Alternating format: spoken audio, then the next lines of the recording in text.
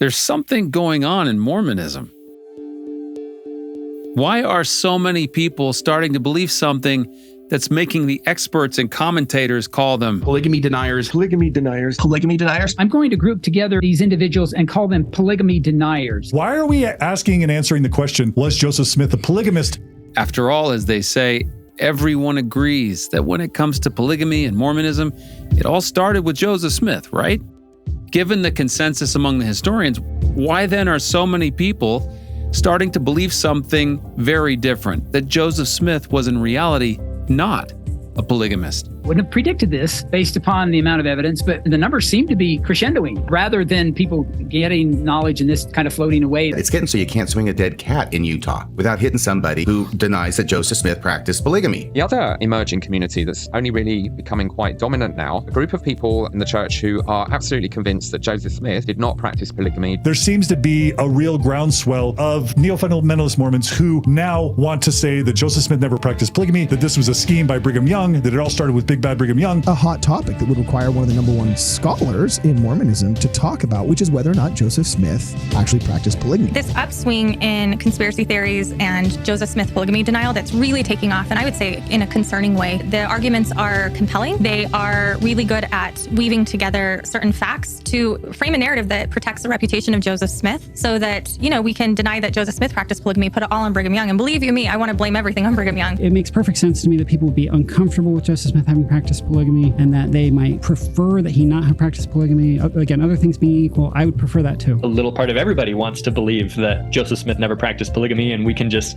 kind of shrug this whole thing away. In today's world, the prophet Joseph Smith and the early saints who practiced plural marriage are under attack. Our history is under attack, and the traditional narrative surrounding Joseph Smith's polygamy is being reinterpreted by those with a very dark agenda. And I say enough. I think that that is a dangerous approach to our heritage, and if we continue to allow that sort of thinking to get oxygen, it's going to have real world consequences.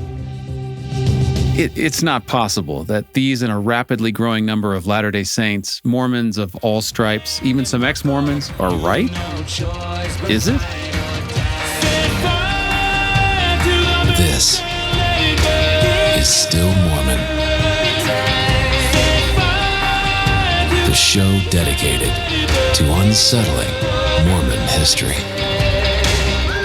When the collective body of scientists, academics, politicians, and historians, the experts, speak with one voice, the thinking is over. Consensus. This is the problem with the consensus. I'm interested in medical consensus, in scientific consensus. Consensus. We hear that word a lot. Here's a history professor's take on the importance of historical consensus. A consensus in general is what most experts on a subject believe to be true about a certain issue, based on their collective analysis of all the evidence that they have at their disposal. In other words, it is the collective answer of historians to a particular question. The best choice is defer to the consensus of the experts. Boy, we hear that all the time, don't we?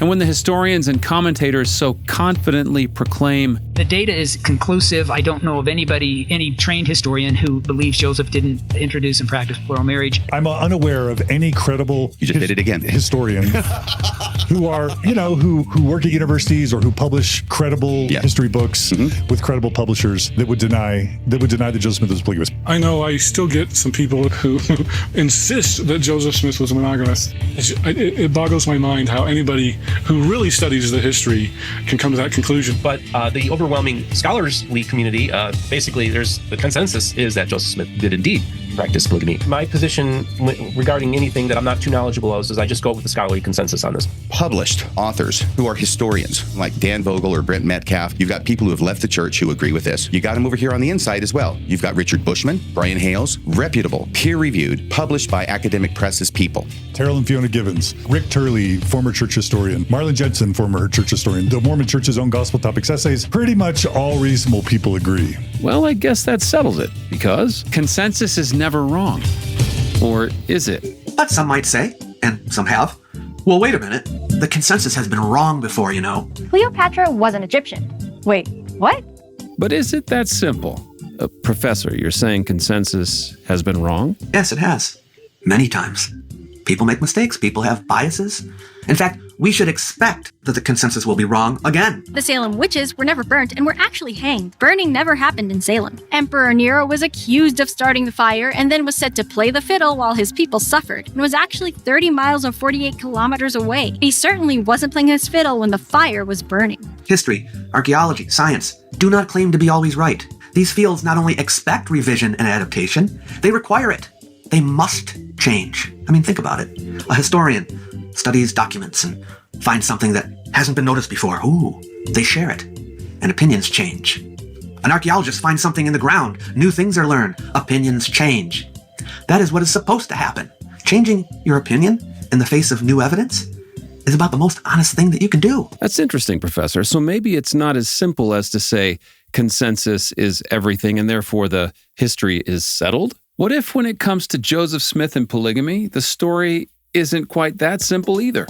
It's just an artificial history that they're creating, a fantasy world. Have you heard of the KISS principle? It stands for keep it simple, stupid. Well, they're manipulating the data. Keep it simple, stupid. Great advice. Hurts my feelings every time. Really important for me to have conversations with people that I disagree with. This is a growing conspiracy theory, and I call it that because it is one, not because I, want to diminish people that latch onto this, but the ad hominem attack. Believe that Joseph Smith wasn't practicing polygamy. You've got to go fairly deep down the conspiracy rabbit hole. Ad hominem fallacy. I've seen some eerie comparisons with COVID deniers and Joseph Smith polygamy deniers. Arguing that Joseph Smith didn't practice polygamy is along the same lines as arguing that the Apollo 11 moon landing was a fake. Ad hominem criticism is where instead of criticizing the argument or ideas of the person with whom you are conversing, you criticize the person themselves, and in so doing claim you have also criticized their argument. And boy, is this one popular. You don't think ad hominem attacks are that bad? Well, you would think that because you're a moron. To escape this evidence, others like Jeremy Hoop invents the ad hoc theory. In my opinion, this is a disingenuous argument simply to escape the evidence that makes no sense in the historical context. Yeah, this kind of shoddy approach of cherry-picking sources that agree with your preconceived narrative, right? Or what you want the narrative to be. They'll leave out such swaths of church history that I'm familiar with now, right? And so I see weird omissions that... It's selective. Yeah, and I don't know if they're doing it on purpose or if it's just a consequence of their model being something else. I wouldn't dream of lying about such things, but they have to go through hours and hours of extreme mental gymnastics to talk away the credibility of all the evidence supporting that. Of course, in my personal opinion, the not so intelligent ones generally tend to amass on the other side of the argument with the polygamy deniers. The argument you are employing, Helmsman, is not logical. In fact, it exhibits the fallacy of ad hominem. What was it our good man said? We should expect that the consensus will be wrong again. Changing your opinion in the face of new evidence is about the most honest thing that you can do. Thanks, Professor. Great advice. But according to the experts and commentators, the historians all agree you'd have to be a conspiracy theorizing, moon landing denying, unreasonable, dangerous, unintelligent, lying mental gymnast to claim that the history of Joseph Smith and polygamy isn't simple, it isn't settled. So I have a sincere question. What if that history isn't settled at all? What if that could be proven? What if, just maybe, there is something to what so many people are waking up to? Hi, I'm Jeremy, and I'm a polygamy denier. Before anyone jumps to conclusions that I fully embrace that silly little epithet designed to put us over here in the same camp as Holocaust deniers, I'm just following the sage advice that my daddy gave me in the 7th grade when Mark Benzavanga figured out what my last name spelled backward was. What was it my pop said? Sticks and stones. Sticks and stones may break my bones.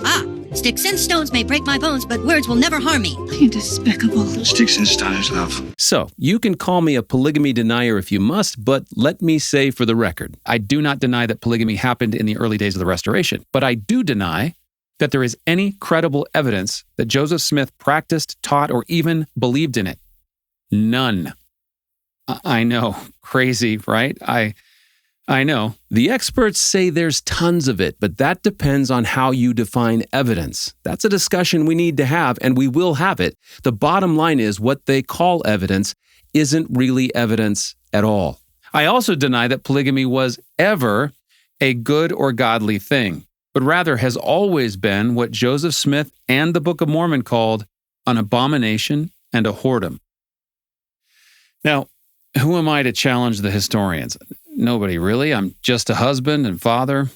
What gives me the right to say they are wrong? Well, I'm no credentialed historian, but I am a thinker, a researcher, an amateur historian, if you will. In a day when anyone who wants to can look at exactly the same historical documents that the historians have studied, a time when anyone who's willing to put in the required time to go through all the evidence, which, thanks to the internet, is actually available for anyone to view, all it takes is the willingness to put in that work. I've done that work for nearly a decade. I've examined all the source material that the historians have used to draw their conclusions, and I've come to a very different one. I've been speaking on this subject publicly for many years now. As I've gone on this path of discovery, I've met others who've also been doing their own independent research on the same topic. These are crazy, smart, open-minded people who have studied this subject extensively. And like me, they're motivated by one thing, a pursuit of the truth. So I decided to ask them to join me in a common cause to teach others what we've discovered about Joseph Smith. I'm excited to tell you what we're up to. But first, I have a question for you, the audience. Do you have an open mind? An open heart? Are you willing to consider new information? Also, what if you've made decisions about your faith, your relationship to church, or to God, or you've even given up on faith and God altogether? And you've made those decisions, those critical decisions, based on bad information. Would you want to know? Because I can tell you that when it comes to Joseph Smith and polygamy, categorically, you have gotten bad information. A lot of it. Let me illustrate that point. It's so hard to even consider if things might not be true. This is an example of what happens when a person who has sincere questions is presented with bad information. Kara Burrell of the Nuance Ho podcast and John DeLynn of Mormon Stories are going to interview Kara's friend live in real time and for the first time give her the, quote, facts about Joseph Smith and polygamy. In your 33 years in the church, what has the church taught you in terms of how many wives Joseph Smith had? Nothing. I would guess like 4 or 5. 4 or 5? 4 or 5? Yep. Okay. When you were on your mission, I just didn't like to think about it, honestly. Polygamy was always something that I tried not to think about because thinking about it just made me sad. So she said 4 or 5. Kara, do you want to do the reveal? Yeah. So not only did Joseph Smith secretly marry between 30 and 40 women, but he also lied to his own church, many of his top leaders, to the general public, and to his own wife, Emma, about his secret polygamy. In fact, even though Joseph's polygamy revelation stipulates that the first wife must approve all subsequent wives, aka Law of Sarah, Emma was sealed to Joseph after 20 plus other women were already sealed to him, all without her knowledge. Given Emma's angry reaction while discovering Joseph's affair with 16-year-old live-in servant in the barn, it's understandable why Joseph would keep his first 20-plus marriages from his wife. Okay, so there's a lot there. So, Eve, let's just start. 30 to 40 living women in Nauvoo married to Joseph Smith. What, did you know that? Well, no. I mean, I knew I had an idea the number was higher, but that's insane. Okay, so what Kara and John have just done is give a pretty decent summary of what I call the antagonist point of view based on what a good friend of mine calls the con man model. Antagonist historians and commentators basically believe Joseph Smith was fundamentally a fraud, a con man, and their interpretation of the historical sources is based on that frame or model. You'll clearly see that as you hear what follows. Let's continue with Kara's friend's reaction. 40? That's crazy. Yeah. Where I can ask questions. Like I have questions. Were they already married? Was he having sex with all these women? Like where, and he was doing this secretly. Like, how do we know if he was doing it secretly? Is it like from his journals or their journals, or so where do you get all the information about all the other people? Great questions. Natural questions, of course. Let's hear his answer. He was having sex with those wives because later the reorganized church was denying that Joseph ever practiced polygamy.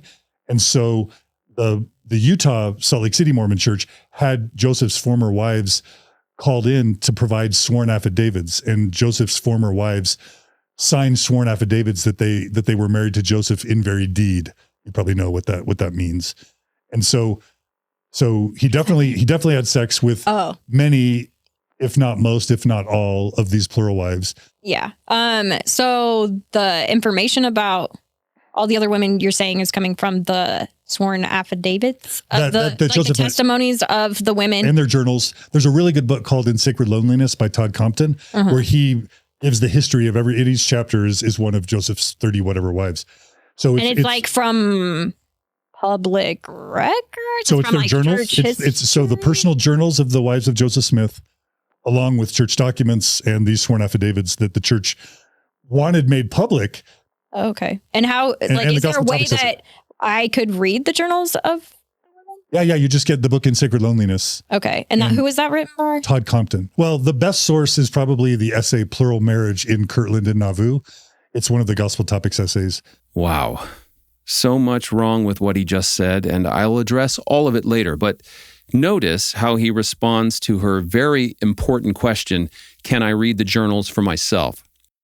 Instead of pointing her to the original sources she's asking for, and by the way, he can't, because, spoiler alert, there are no journals left by any of the women documenting any connection to Joseph Smith. Instead of giving her what she wants, he tells her to read a book and the church's essay as if to say, it's all in those two secondary summaries because they'll give you everything you need to know. So many problems there we will have to address, but let's continue. And it will give you the number of wives, the range. Joseph Smith had so many wives, we don't know exactly how many, somewhere between 30 and 40. But the Gospel Topics essay will give you that range. The other thing that you should know, so this is the LDS Church talking, following his marriage to Louisa Beeman, and before he married other single women, Joseph Smith was sealed to a number of women who were already married. Estimates of the number of these sealings range from 12 to 14. Why? Yeah, Do they exactly. give any? So, yeah. Why? And most of these men who were already married to the polyandrous wives that Joseph Smith married were faithful members of the church. So if it were about offspring, why would Joseph be marrying the wives of women already married to men? Yeah. And that's called polyandry, which is different than polygamy or polygyny. Yeah. Were those men still good, faithful members in the church? They must have been if they were serving missions. Yeah. And did they know? Some of them didn't know.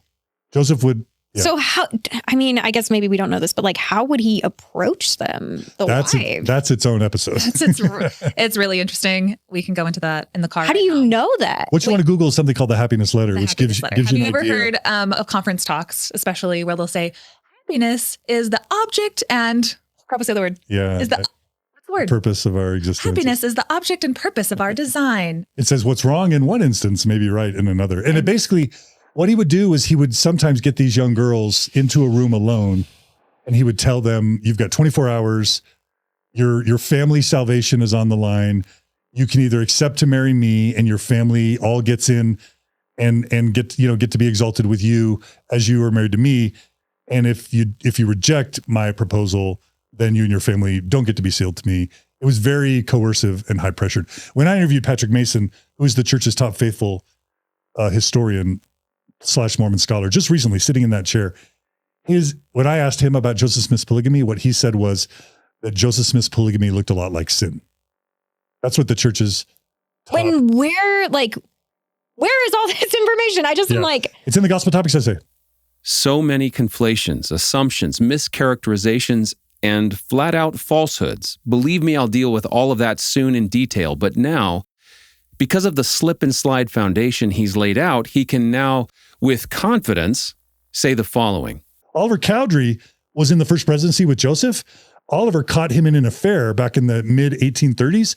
So with someone who wasn't his wife? Yeah, Fanny Alger. How many women? Yeah. Now her wheels and conclusions are spinning almost out of control. So Fanny Alger was allegedly Joseph's first plural wife, and she was a domestic helper between 1833 and 1835. Emma apparently caught Joseph in the barn having sex with Fanny Alger.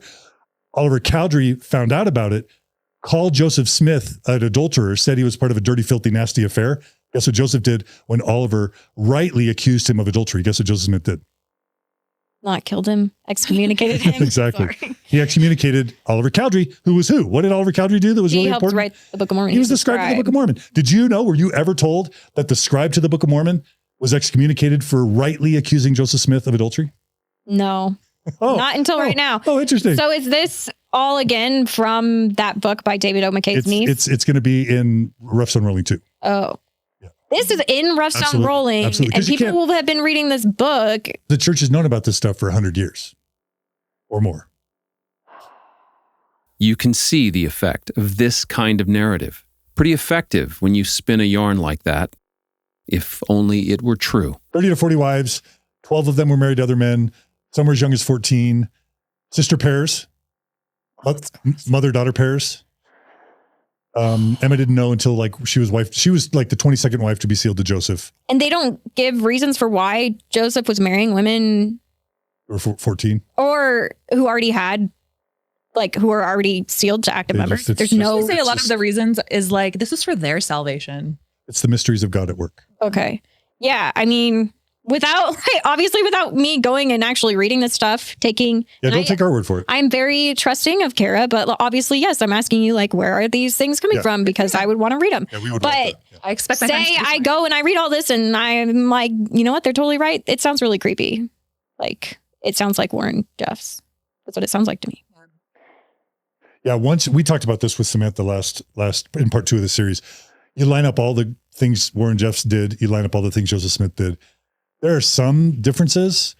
Like, I don't think Joseph Smith raped girls in the temple.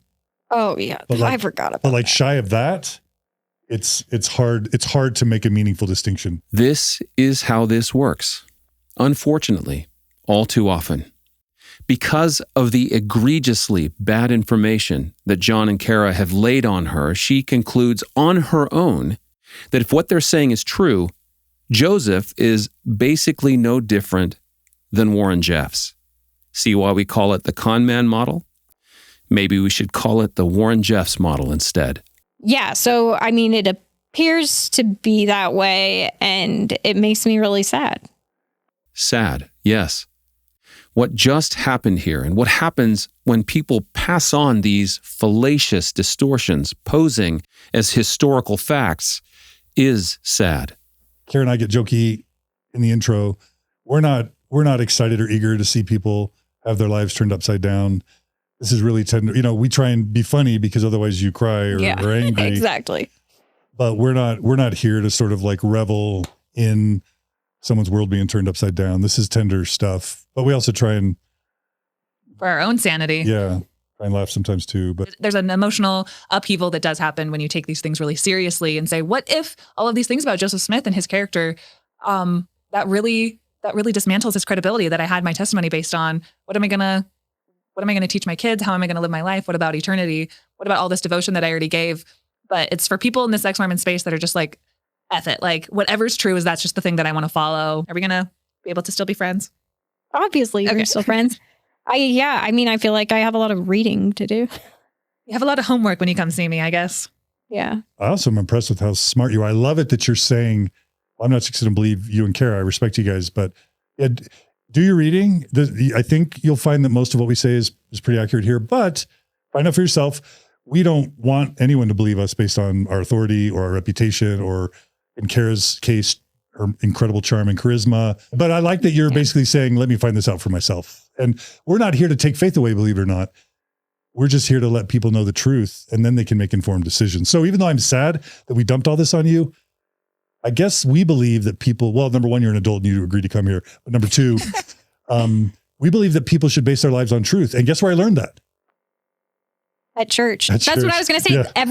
Every single thing you're saying right now is exactly what the church says. The truth shall set you free, but first it shall wreck your marriage. No. The truth shall set you free, but first it'll piss you off. Unfortunately, Kara's friend got anything but the truth in that interview. And what was the result? It was devastating to me. I'd always had issues with polygamy, and finding out about polyandry was especially difficult to me. And that was one thing I really needed to understand why that would be Was that the first time you heard that Joseph Smith was marrying? That was the first time I'd ever other heard men's the wives? word polyandry. I was just like, I'm done. Yeah, I decided I was done. It's like there's something that switched in my brain, and I could see the spiritual manipulation that was happening to me and a lot of people. Spiritual manipulation. That's a perfect term for what you just saw. All of the claims of the sex and the polyandry and the teenagers, the adultery, the excommunications, the lying, and the proof, all in journals, affidavits, church records, etc., all laid out clearly in a few accurately sourced books and the church's essay. I will show you, I'll prove to you how none of that is true. But what a horrible shame to destroy a woman's faith so quickly with bad information. Now, there are primarily two groups of people I'm speaking to. First, those of you who mainly are in the LDS Church, maybe other restoration branches as well, who have sincere questions concerning Joseph Smith and polygamy, things you cannot reconcile, but you want to very much, so you can understand it, make sense of it, be at peace. Maybe you're on the verge of making decisions about whether to stay with your church or not, whether to hold on to your belief and faith in God. This issue is that serious to you. I know there are thousands upon thousands of you that are you're in a crucible of sorts right now over this issue. I know that because I've had so many conversations with so many of you. Second, I'm speaking to another group of you who may very well have left your church or even left your faith and belief altogether, and you did so in the sincerity and integrity of your heart, at least in part, because of this issue. I mean, if Joseph was basically a liar, womanizer, pedophile, con man, I'd probably leave him, the Book of Mormon, all of it behind too.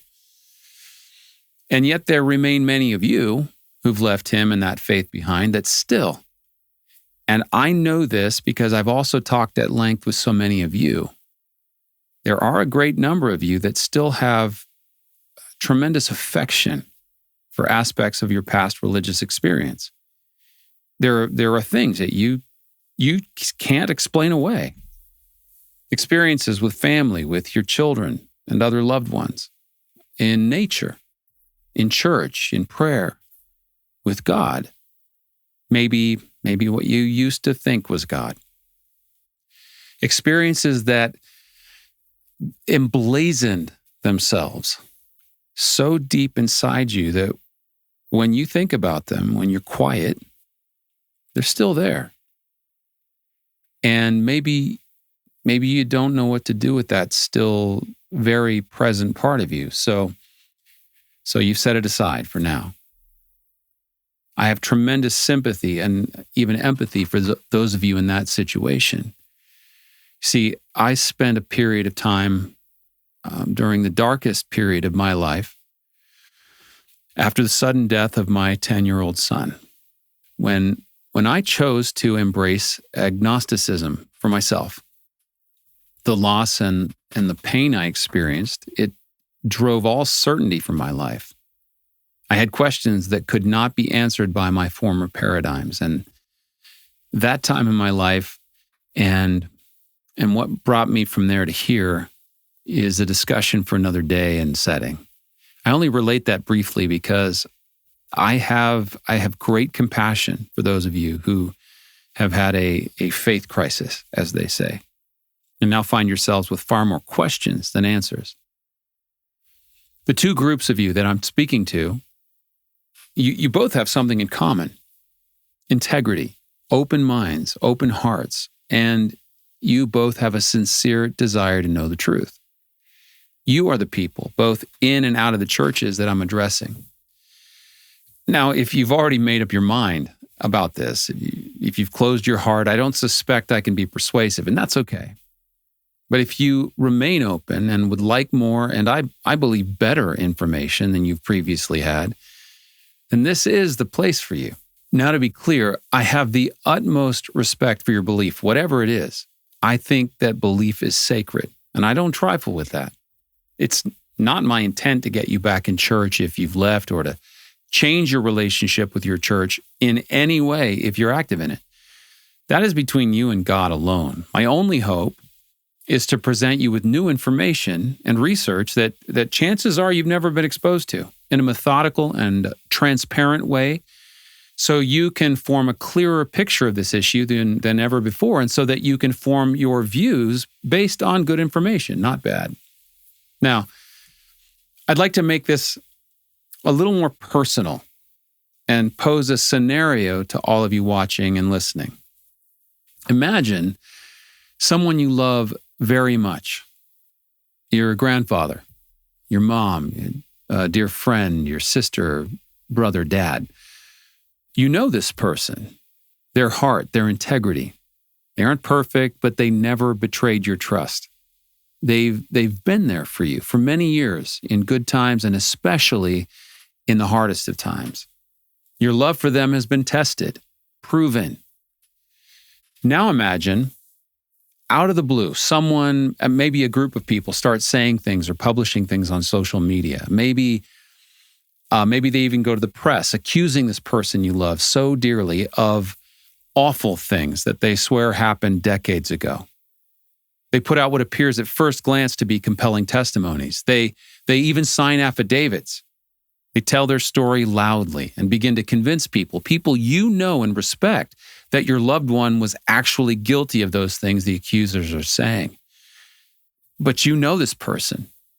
You were there during that time. There is no evidence from that time period to corroborate what those people are saying. There's not a shred of it. And yet the accusers are adamant and relentless in their accusations. Your loved one, however, is equally adamant in her denials. According to your loved one, the accusations are unequivocally untrue. They're lying, he says.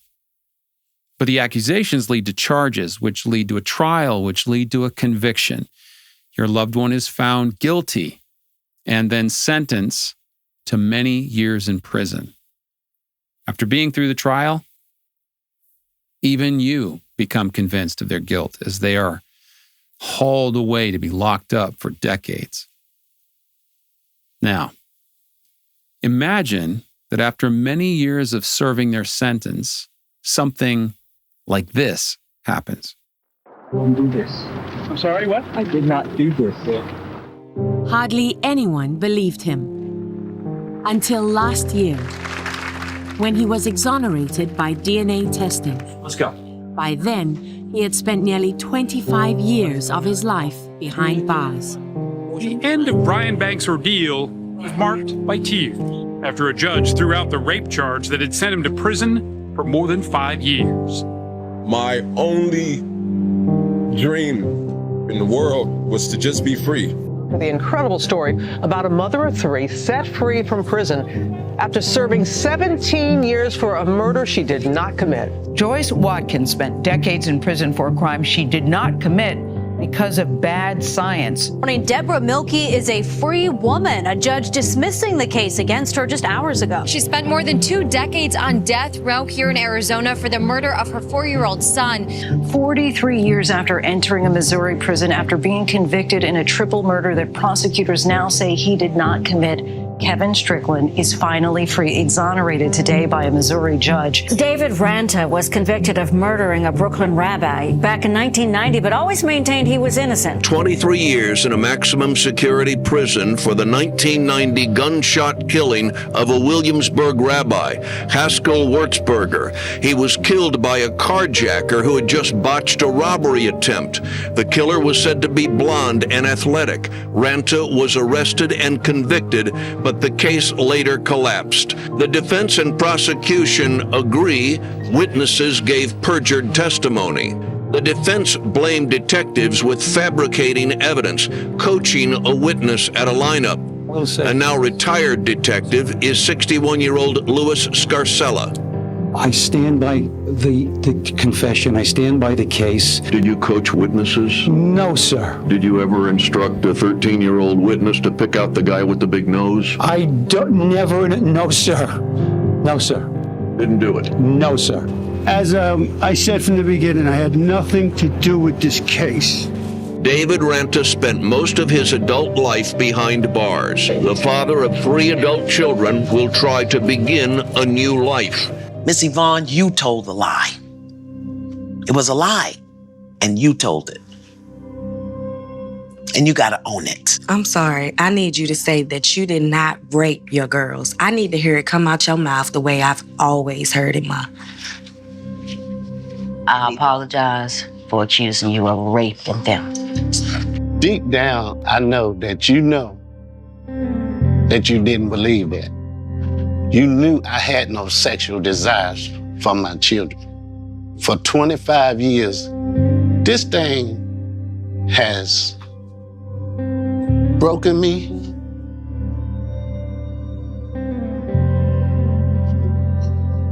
I don't know. It has affected my life in ways I can't even count. The things that you did. This is not no game. This is these children's lives. And it's just a demon in you that you need to deal with. He spent 16 years in prison after being wrongly convicted of rape. His accuser, a best-selling author, is now apologizing, saying she's truly sorry. But how do you undo such a life-altering mistake?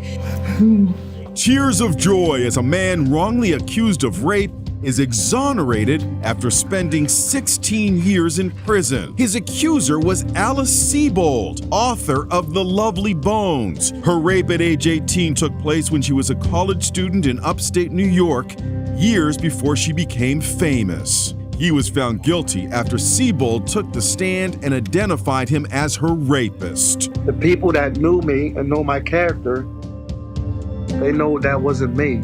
Doubts about his guilt were raised when movie producer Timothy Mucciante started investigating the story as he prepared to make a movie based on Sebold's memoir about the rape called Lucky. Anyone who reads the transcript of the trial and compares it to her book, there's quite a lot that's omitted that a reader would look at and say, you know, this doesn't add up, just like I did. Sebold, now 58 years old, had nothing to say as she walked her dog in San Francisco where she lives. Anything to say to Anthony Broadwater? But on Tuesday, she issued a public apology to Broadwater in which she acknowledged he had been wrongly accused.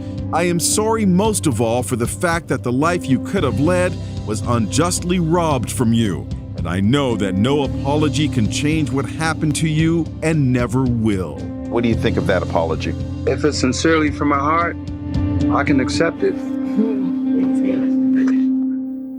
Now imagine that what I just showed you. Very recent real-world examples of people being falsely accused of heinous crimes, being wrongfully convicted of those crimes, and serving many years in prison as a result for crimes they did not commit.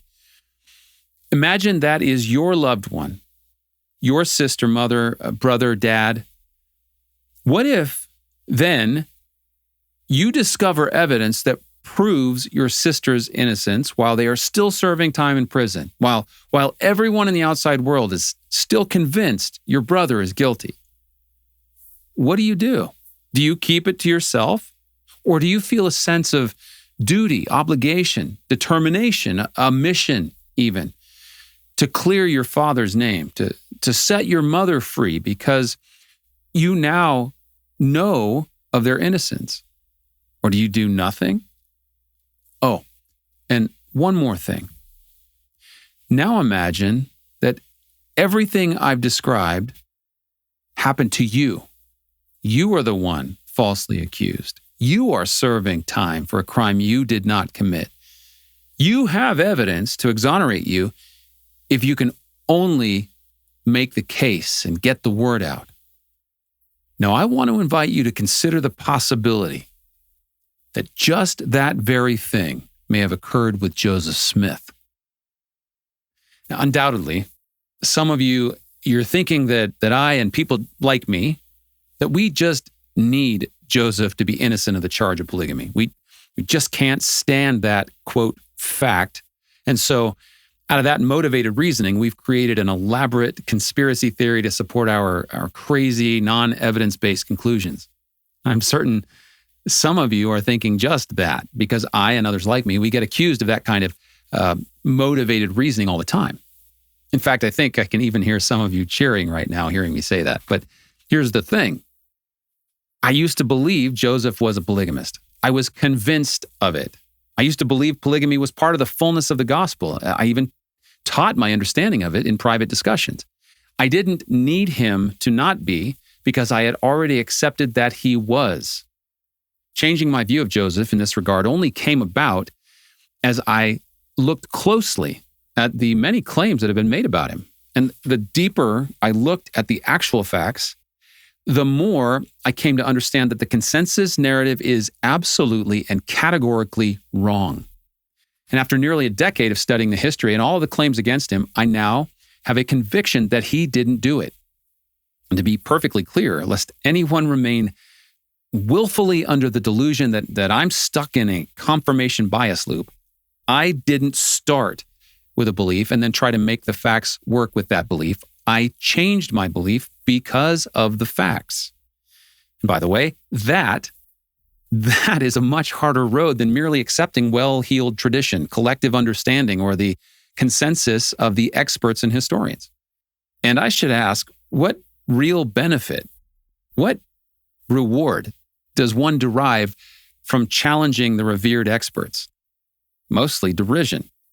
Choosing to take on this topic this way, it does much more to make people roll their eyes at me than applaud. To be crystal clear on my motivations, because of the work I've done, I now believe an innocent man has been horribly slandered, wrongfully convicted. To clear his name is my motivation. I know that many of my friends on this path with me would say the same. I'll also add, I remain absolutely open to the possibility of Joseph having been a polygamist. If you don't believe me, I'll extend an invitation. If the historians can produce actual evidence, the likes of which we have for polygamists like Brigham Young and Heber Kimball, if you could produce actual evidence that Joseph was involved in polygamy, then I will publicly admit I've been dead wrong and even stop doing this podcast. The historians, however, they must produce actual evidence, not merely highly conflicted, agenda-soaked hearsay, and frankly, lies that only came decades after Joseph was dead. If the LDS Church or Community of Christ have any documents in their collections that they haven't released yet that can prove Joseph's connection to the practice, likewise, I'll cry uncle and I'll go away. So with all that said, now, we have to prove the historical case to you, which is exactly what we will do. In preparing for this podcast, I consulted with the best minds I know on the subject of Joseph Smith and polygamy, my friends that I mentioned before who know this issue inside and out. We discussed at length how this subject could be presented in the most effective way, what you would need to cover in order to lay it out in an understandable manner. After all, as the historians, they always say the subject is messy. There's so many fuzzy facts, competing narratives, so much hearsay and contradictory material that it can get really hard to have a clear picture. So we discussed and debated the issue for months and came up with what we thought would be the most coherent way to teach people about this subject so that they could be better informed and be able to make up their own minds, again, based on good information. And from those discussions, I created a curriculum, a masterclass, if you will, on Joseph Smith and polygamy, a place where every subject and virtually every source related to the topic will be discussed methodically, thoroughly, and especially honestly, and hopefully be interesting enough to hold people's attention. There are lots of other incredible, fantastic discussions being done right now on various aspects of this topic, and I applaud every effort that's being made. But as for this show, if you want to know this topic in an orderly way from A to Z, this is the place for you. So, as you join us on Still Mormon for our masterclass on Joseph Smith and polygamy, here's a short summary of what we will examine and show. First, we'll begin by doing something no historian has ever done before that I'm aware of. We will give you a comprehensive, chronological rundown of the largest collection of source material ever compiled related to Joseph Smith and polygamy during his lifetime, particularly from 1827 to 1844. We think that it's absolutely essential to have a clear picture of exactly what was going on while Joseph was alive. Because without this picture, it is much harder to understand the tales that were told about him after he was murdered. And what you'll see throughout this presentation is the extraordinary efforts that Joseph, Emma, and Hiram took to oppose polygamy during their lifetime. We will show you things that They're frankly likely to shock you, things the historians and experts have never told you. For example, the many times that Joseph worked with the Nauvoo High Council to excommunicate devious men for practicing polygamy. The number of occasions where Emma and Hiram, where they spoke out publicly in the strongest possible and unambiguous language, condemning all forms of polygamy and plurality of wives, will prove that the historians claim that Joseph issued what they call carefully worded denials to hide his alleged practice of polygamy. That claim is categorically false. We will show that all of the scriptures that Joseph revealed and published, and not just in the Book of Mormon, condemn polygamy as a crime and a whoredom, equating it with adultery. You will see that regarding marriage, Joseph Smith established monogamy. That's right, monogamy as the official law of the church in Scripture. You will see clearly the many times Joseph issued statements in newspapers that opposed the practice, the many lawsuits that Joseph entered into to sue people for slander and libel who had accused him and his brother Hiram of practicing spiritual wifery and polygamy. Joseph's private journal entries opposing the practice, his private conversations that were recorded that opposed it, the letters that condemned it, the number of times he and Hiram gave sermons and taught publicly against it, and what Joseph, his wife Emma, and Hiram tried to do to put a stop to the practice up until the day that Joseph and Hiram were brutally murdered, leaving Emma a mourning widow. As we examine the baseless accusations leveled against Joseph Smith during his lifetime, we will demonstrate throughout all of this that there is not a single piece of verifiable evidence that Joseph or Hiram ever practiced plural marriage. This, of course, includes the infamous and so-called journals of William Clayton, which we will prove cannot be said to be contemporaneous evidence at all. That in their present form, they were most likely created after Joseph's death, long after the events that Clayton's manufactured record describe, and therefore must be treated with extreme prejudice. We will also show what is missing from the historical record that we should expect to be there if we're going to conclude definitively that Joseph was a polygamist. We will prove that there is not a single letter from Joseph or anyone else, contemporaneous journal entry from Joseph or anyone else, public or private statement, documented ceremony, marriage certificate, or revelation of any kind that can connect Joseph to the practice. Next, after showing the chronology of events, we will thoroughly examine all of what the opposition calls evidence between 1827 and 1844 that the opposing side asserts as proof of Joseph's guilt, including the so-called happiness letter, the Whitney letter, the expositor incident, the Bennett accusations, Martha Brotherton, the supposed July 27, 1842 revelation to Newell K. Whitney, purported land deeds gifted to alleged wives, the Lot family Bible, the charges of adultery, etc. We'll cover the whole of their argument during Joseph's life, and you will see that none of what they claim is anything more than weak correlation without causation and rumor and accusation that was simply never corroborated or verified.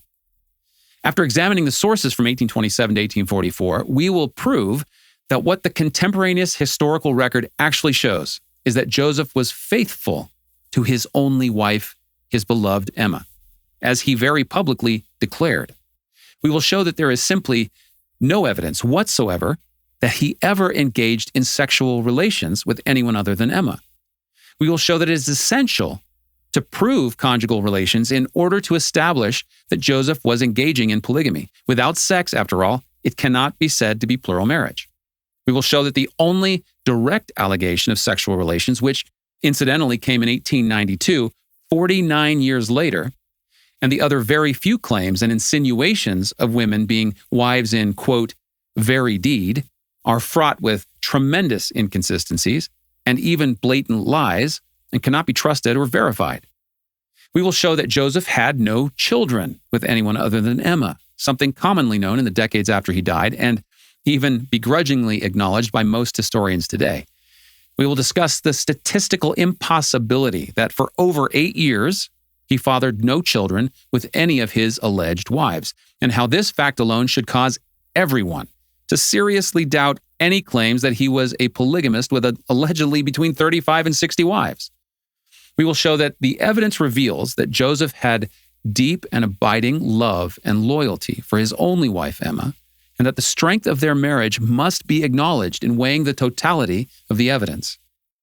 We will also examine what is called evidence of those who were alleged and claimed to be Joseph's plural wives, and how we believe that the supposed evidence isn't supported by the historical record at all.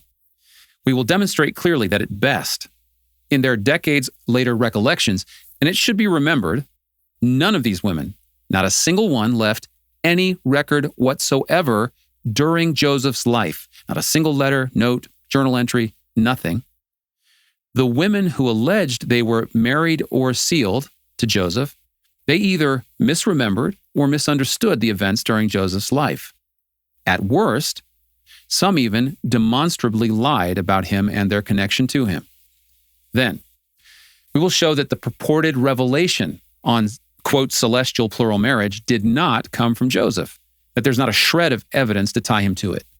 We will prove that what the historians call the evidence of Joseph's connection to the alleged revelation is nothing more than false accusations during his life that were never corroborated and decades-old hearsay made up of wildly contradictory tales from wholly unreliable accusers and from others whose memory was most likely compromised.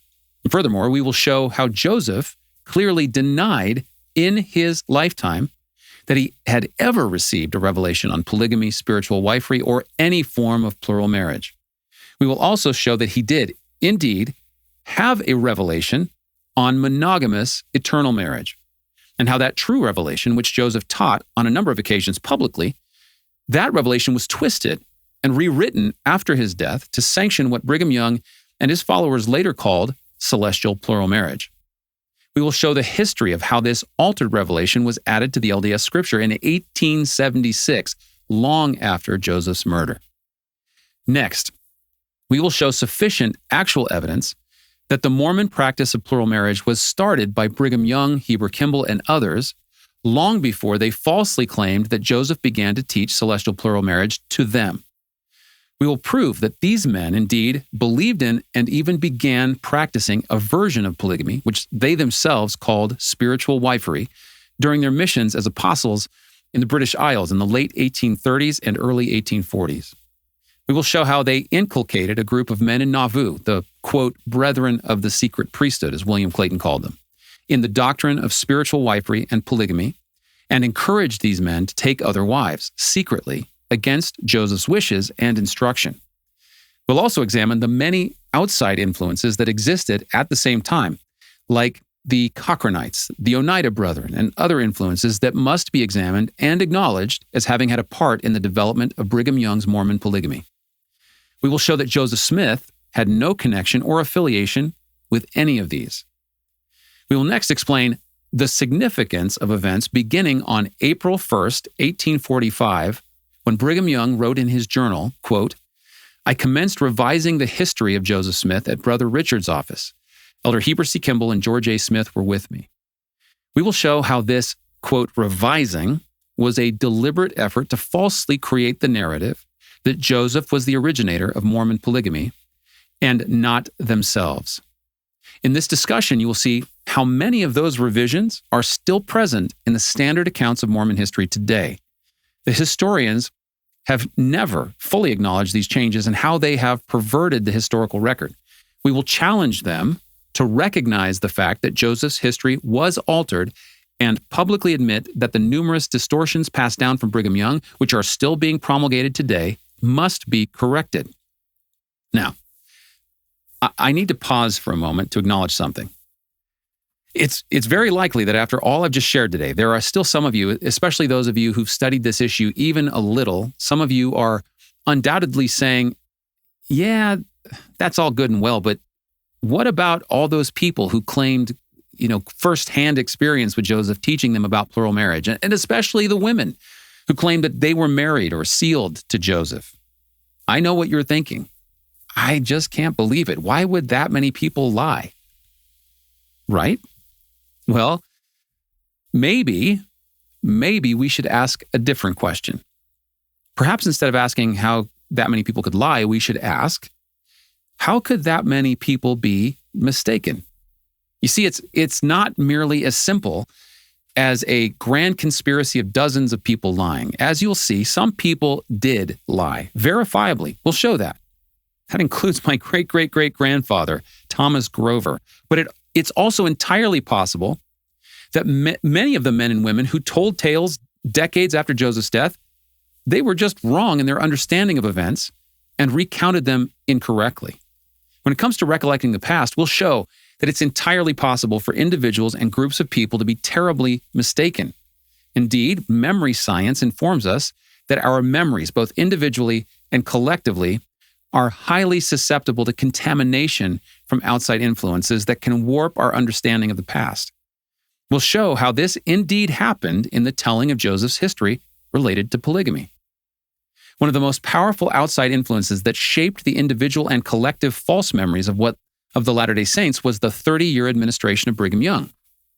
We'll show how his tenure as governor and church president had a profound effect on the shaping of Mormon history. We'll explore the economic, political, and social climate he created and the power he held. We'll discuss his doctrines and governance and the effect these had on the saints. We will recount Brigham's contribution and response to the many privations and sufferings of the Latter-day Saints during this period. We will show the profound impact that his implementation of plural marriage into the Restoration had on the whole body of the saints and the backlash that followed regionally and nationally from the U.S. public to the federal government and the U.S. Army. We will show the effectiveness of Joseph's son's mission to Utah in the 1860s, when Joseph III, Alexander, and David Smith came to Utah, proclaiming that their father had never practiced polygamy. The result of their labors was the conversion of large numbers of Utah Latter-day Saints away from the LDS Church. As we highlight this entire extraordinary period in Mormon history, we will see how these many pressures influence the actions of the Latter-day Saints and their individual and collective recollections of Joseph's life. Then, we will meticulously go through what's left of the remaining so-called evidence, the affidavits, the memoirs, sermons, newspaper articles, etc., issued by followers of Brigham Young and by enemies of Joseph Smith that only appear decades after Joseph's death. We will also cover other strange and at times contradictory statements made by people like William Marks, Leonard Sobey, Ebenezer Robinson, as well as the many things the historians don't address adequately that were said in Joseph's favor. We will go over everything we can find about any source of any substance. As we conclude the examination of the historical sources related to Joseph and polygamy, you will see that what we are left with is only one thing: a question of credibility.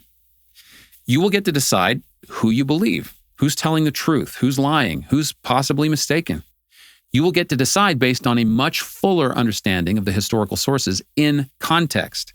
If you believe the things that others said and wrote many, many years after Joseph's murder, when he wasn't around to defend himself, or if you believe Joseph.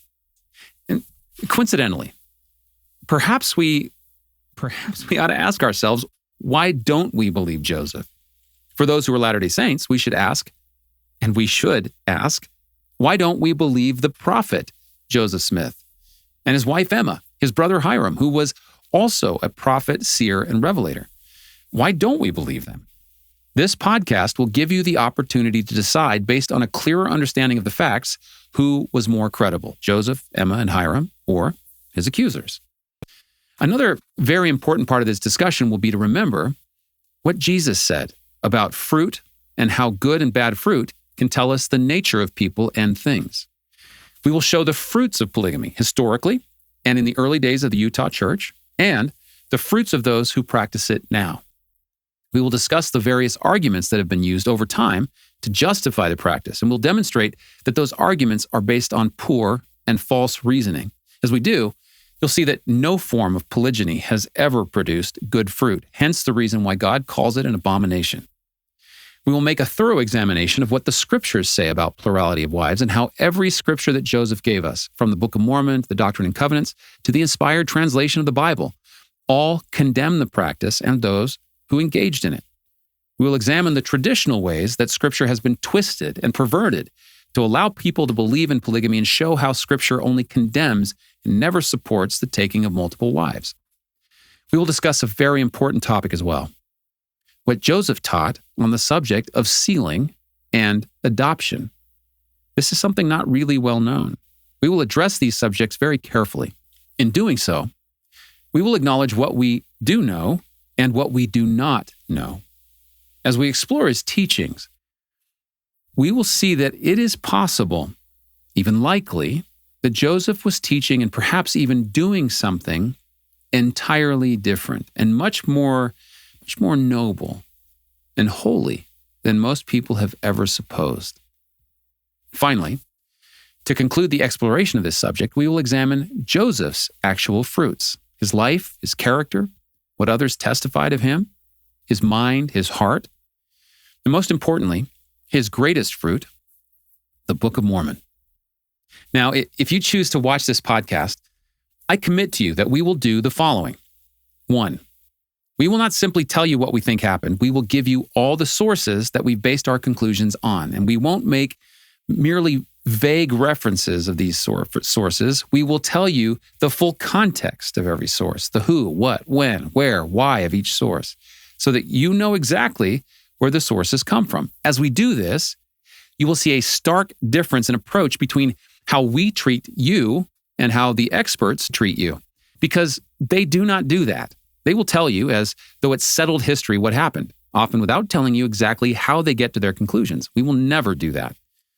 We believe that you are intelligent enough that if you're given the full picture and an accurate understanding of the historical sources, that you can come to a reasoned conclusion for yourselves. And you can determine if our view is more reasonable, more accurate, and more truthful than what the experts claim the truth to be.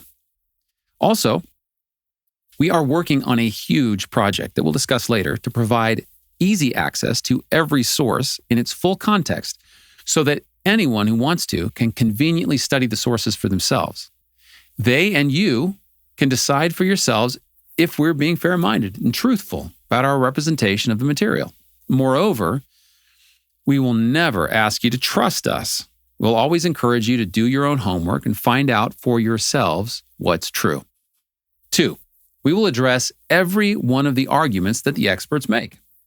As we begin, it's almost certain that some of you will say, yeah, but what about this, or what about that, or what about the other? We understand that if you have heard or read anything about Joseph Smith and polygamy, you will most certainly have serious questions.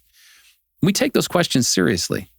If the list of subject matter I just ran through has left you curious or wondering if there's still something else that needs to be covered, I commit to you that during the full length of this podcast, we will address all of those what about this or what about that questions that you or anyone may have. We will leave no argument unaddressed and no stone unturned. It's a pretty massive undertaking, given the scope of the apologist's claims, but we are up to the task. 3, we'll do our best to engage in this effort with an attitude of humility and respect for the other side and their arguments. See, we may disagree on certain things, but we believe that they sincerely believe that they're right, that their work, expertise, and claims, those ought not be merely dismissed. And I, for one, I'm extremely grateful for the work of people like Brian Hales, Todd Compton, Don Bradley, Gary Bergera, Richard Van Wagner, George D. Smith, Michael Quinn, Richard Bushman, James Allen, Cheryl Bruno, and others, as well as the incredible work of the team of historians on the Joseph Smith Papers project right now. They have made it so much easier to have access to the material we present, and they should be applauded for the work that they've done. And with that acknowledgement, as we challenge them and the various shades of their orthodox narrative, we will do so based on a close and thorough examination of the facts and not on conjecture, bias, or personal agenda.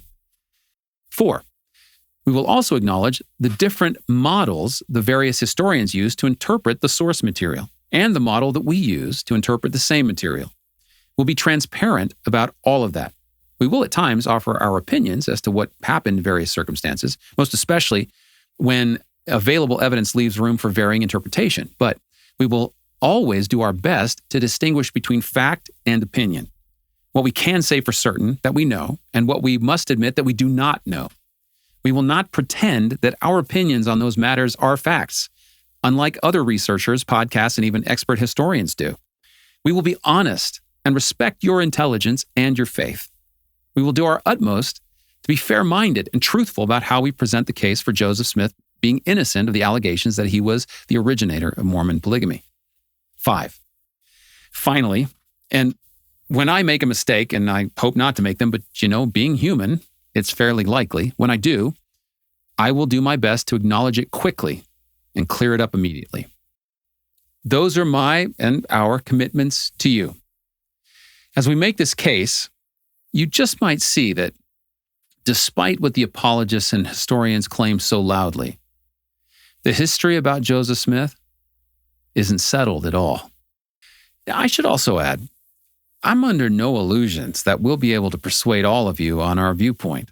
I've been doing this long enough. I have talked with so many people, enough people to know that there is a portion of you who you'll remain unconvinced for whatever reason, and that's okay. But I also believe, actually, I even know that if you will consider all of the information we present, at the very least, there is a very high probability that you will agree that the story about him is absolutely not what the historians say it is.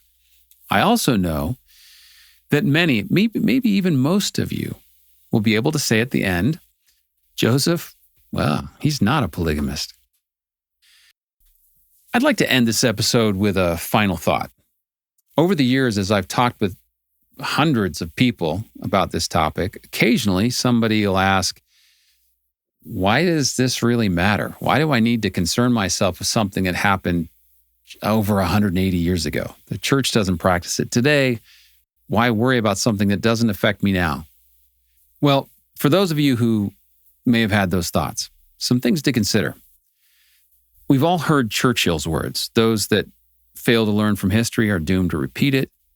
For Latter-day Saints, having an accurate knowledge of our history should be particularly important. And why? Well, the Book of Mormon tells us. In the book of Mosiah, chapter 1, King Benjamin spoke to his 3 sons about the importance of preserving correct history. King Benjamin said, quote, I say unto you, my sons, were it not for these things which have been kept and preserved by the hand of God, that we might read and understand of his mysteries and have his commandments always before our eyes, that even our fathers would have dwindled in unbelief, and we should have been like unto our brethren, the Lamanites, who know nothing concerning these things, or even do not believe them when they are taught them, because of the traditions of their fathers, which are not correct. O my sons, I would that you should remember that these sayings are true, and also that these records are true. And behold, also the plates of Nephi, which contain the records and the sayings of our fathers, from the time they left Jerusalem until now. And they are true, and we can know of their surety because we have them before our eyes. Later, Ammon, Aaron, and the sons of Mosiah took this idea with them as they preached among the Lamanites. Likewise, they knew that one of their principal tasks was helping their brothers and sisters among the Lamanites have a correct view of their history. The record says, quote, and it came to pass that they journeyed many days in the wilderness, and they fasted much and prayed much, that the Lord would grant unto them a portion of his Spirit to go with them and abide with them, that they might be an instrument in the hands of God to bring, if it were possible, their brethren the Lamanites to the knowledge of the truth, to the knowledge of the baseness of the traditions of their fathers, which were not correct. When speaking with King Lamoni, Ammon, after clarifying to the king that he, Ammon, was not the Great Spirit, but that he was called by God's Holy Spirit to teach the king and his people, after this, the first thing that Ammon endeavors to teach the king is correct history. Quote, now when Ammon had said these words, he began at the creation of the world and also the creation of Adam, and told him all the things concerning the fall of man, and rehearsed and laid before him the records and the holy scriptures of the people, which had been spoken by the prophets, even down to the time that their father Lehi left Jerusalem. And he also rehearsed unto them, for it was unto the king and to his servants, all the journeyings of their fathers in the wilderness, and all their sufferings with hunger and thirst, and their travail, and so forth. He also rehearsed unto them concerning the rebellions of Laman and Lemuel, and the sons of Ishmael. Yea, all their rebellions did he relate unto them. And he expounded unto them all the records and scriptures from the time that Lehi left Jerusalem down to the present time. But this is not all, for he expounded unto them the plan of redemption, which was prepared from the foundation of the world. And he also made known unto them concerning the coming of Christ, and all the works of the Lord did he make known unto them. Now, after their missions, Ammon, Aaron, and the sons of Mosiah remarked that they had been successful in helping the people have a correct view of their history. And it came to pass that the Lord began to bless them, insomuch that they brought many to the knowledge of the truth. Yea, they did convince many of their sins and of the traditions of their fathers, which were not correct. The king of the Lamanites acknowledged that he and his people had been convinced their history was wrong, to the point where he says this about his ancestors and the stories they had passed down. Quote, "Now these are the words which he said unto the people concerning the matter. I thank my God, my beloved people, that our great God has in goodness sent these our brethren, the Nephites, unto us to preach unto us, and to convince us of the traditions of our wicked fathers." Imagine what it takes to come to a belief that your ancestors were wicked. This radical new understanding brought the king and his people to have an entire change of mind and heart, to the point where they buried their weapons of war, and over 1,000 of them would give their lives because of their new understanding. Now, to drive this point home, the Book of Mormon is not recounting this story casually. There is a very important lesson here that we ought to observe, and the importance of that lesson is emphasized in Doctrine and Covenants 93:39. Quote, "And that wicked one cometh and taketh away light and truth through disobedience from the children of men, and because of the tradition of their fathers." Believers in the restoration through Joseph Smith should remember that one of the greatest tools of the adversary to blind and ensnare people is to corrupt their history. Conversely, a significant part of the work of God is always to correct corrupted history so that his people can gain in light and truth. Now, if you no longer believe in the restoration, I'd offer the words of G.K. Chesterton, quote, "The disadvantage of men not knowing the past is that they do not know the present." For those of you in the audience that are no longer believers, if you have a corrupted understanding of your history, especially related to your religious upbringing, you won't understand your present situation. Finally, I can also understand that learning these things can be unsettling. I really get that. I understand it brings up lots of concerns and questions that challenge paradigms. But let's remember the words of Paul. "For God hath not given us the spirit of fear, but of power and of love and of a sound mind." Most of all, we should remember Jesus' words, "And you shall know the truth, and the truth shall make you free." So, we invite you to join us as we embark on what's bound to be a crazy, at times harrowing, at times inspiring, maybe even fun, and certainly wild ride as we unsettle Mormon history on the Still Mormon podcast. Hey, don't forget to subscribe, like, comment, write a review, thumbs up, share based on your platform of choice. All of that helps the algorithms push this out to other people. Until next time, thanks for dropping by.